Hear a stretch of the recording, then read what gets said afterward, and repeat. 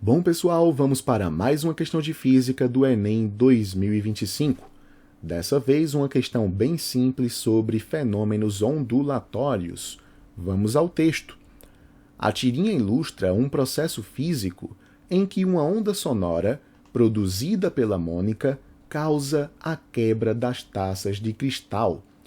Realmente, temos aqui a Mônica com sua singela e harmoniosa voz, quebrando as tacinhas que nós encontramos na própria tirinha, provocando aqui um desastre financeiro para o dono da loja e também para o rapaz que estava consumindo a sua deliciosa bebida.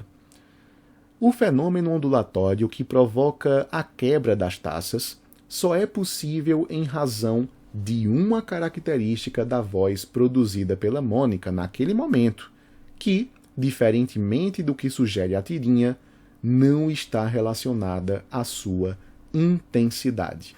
Queridos, intensidade sonora, nível sonoro, que seria um sinônimo, tem a ver com volume. Quando a gente grita, é um som volumoso. Exemplo aqui da Mônica, Quem está gritando muito? Você, querida. Então você tem uma intensidade alta, um som volumoso, um som forte. Quando temos um sussurro, nós temos um som que é pouco intenso, pouco volumoso, um som fraco, certinho? Tanto é que uma das unidades de medida não oficiais da intensidade sonora é o decibel. Quando a gente tem um grito, são muitos decibéis. Quando a gente tem um sussurro, são poucos decibéis, ok? Detalhe. Intensidade sonora tem a ver com amplitude. Sabe quando a gente abre um áudio naquele aplicativo, cujo nome eu não vou falar por razões de não sou patrocinado? Quando a gente abre um áudio de uma pessoa que adora gritar, aquela pessoa histriônica, Quando a gente abre um áudio daquela pessoa, pode ver que a figurinha que aparece depois do botão de play, ela tem uma amplitude alta. A amplitude da onda tem a ver com a intensidade. Então é uma forma de você visualizar que ali você tem um som volumoso. Agora, quando a gente abre o áudio de uma pessoa tímida, uma pessoa quietinha, a gente vê que a amplitude da onda representada quase que didaticamente ali é uma amplitude baixa. Isso me faria, inclusive, descartar a letra E, Se a gente sabe que o fenômeno não está relacionado à intensidade, ele não está relacionado à amplitude. Então você poderia descartar de cara a letra E. Esse fenômeno e a característica associada à voz da Mônica são, respectivamente. Observe que aqui nós temos três fenômenos descritos: reflexão, na letra A e na letra E, ressonância na letra B e na letra D e interferência na letra C unicamente.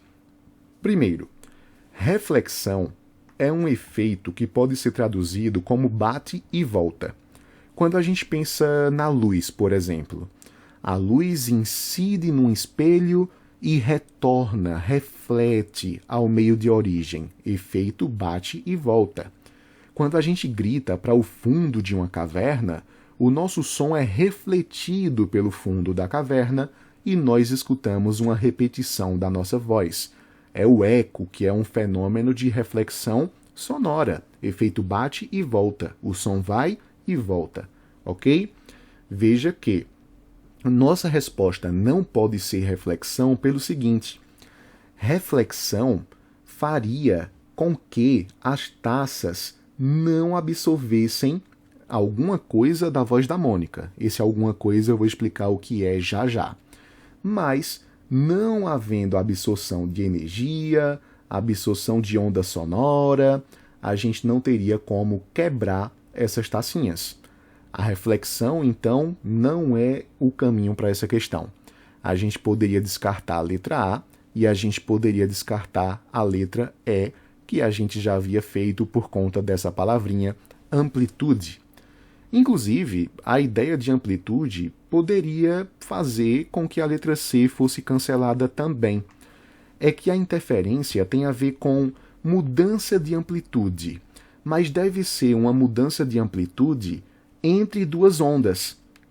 Exemplo, nós temos aqui uma crista, que é um ponto de máximo, coincidindo com outra crista. Então, essas duas cristas, com amplitude para cima, irão se somar. Nós temos uma amplitude resultante maior. Essa amplitude resultante maior é uma característica da interferência construtiva. Agora, nesse segundo padrão, veja aqui, temos uma crista coincidindo com um vale, um ponto de máximo coincidindo com um ponto de mínimo, de duas ondas diferentes, tá? Observe que nesse caso, a amplitude resultante é menor, né? Característica da interferência destrutiva. Inclusive, nesse caso, as amplitudes são iguais, né? Mas com inversão de fase, então aqui a interferência seria totalmente destrutiva. Existem algumas razões pelas quais a gente pode descartar a letra C. A primeira delas é que a interferência mexe com a amplitude, né? E a questão falou que não tem nada a ver com amplitude, porque justamente não tem nada a ver com intensidade, não tem a ver com variação de intensidade. Quando a gente vai para uma festa, uma casa de shows, um show público, né, ao ar livre, por exemplo, existem regiões desse espaço em que você pode escutar o som mais forte, porque as caixas de som, como tem distâncias diferentes, podem ter uma interferência construtiva naquele ponto, né? Aumento de amplitude, e existem regiões em que você escuta o som mais fraco, porque seria uma interferência destrutiva, as amplitudes dos sons estão se cancelando, diminuindo entre si, graças à redução da amplitude resultante, da onda resultante, tá? E a segunda razão é que a interferência é uma interação onda com onda. E no caso da tirinha, nós temos uma interação de uma onda sonora interagindo com materiais, corpos. Concorda comigo? E é justamente isso que a ressonância trata. Interação de onda com meios, com obstáculos, com objetos, corpos, com matéria, de uma forma geral. Ok? Veja, a ressonância é um fenômeno bem interessante que acontece no universo. Imagina que aqui nós tenhamos uma tacinha, conforme representado até na tirinha mesmo, né? E a gente sabe que a tacinha ela é formada por átomos, por partículas, que nunca estão parados. Nós temos um movimento oscilatório constante nessas partículas, no próprio átomo, concorda comigo? Então, nós temos ali uma frequência natural de oscilação das partículas que compõem a taça.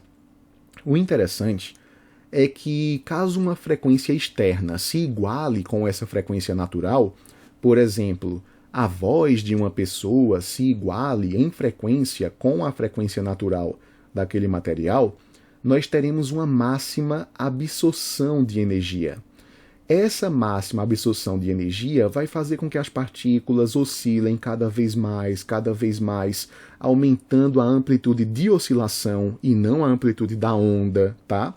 E isso pode até comprometer a estrutura física do material, fazendo com que ele se rompa. A ressonância está por trás, por exemplo, de vários fenômenos na engenharia. Quando a gente vai para um estádio de futebol, que as torcidas começam a pular ao mesmo tempo, né? A arquibancada chega a oscilar, justamente porque a frequência das pisadas das pessoas está alcançando a frequência natural de vibração das partículas que compõem o material da arquibancada. Então ali você tem um aumento na amplitude de oscilação que compõe a matéria, ok? Interação onda-matéria. Nossas respostas possíveis seriam a letra B e a letra D, que trazem ressonância. A nossa resposta é a letra B justamente porque é a igualdade de uma frequência externa com uma frequência natural de vibração que provoca a máxima absorção de energia, que é típica da ressonância. A letra D fala ressonância e timbre. Timbre tem a ver com a qualidade da onda, com a característica até geométrica dela.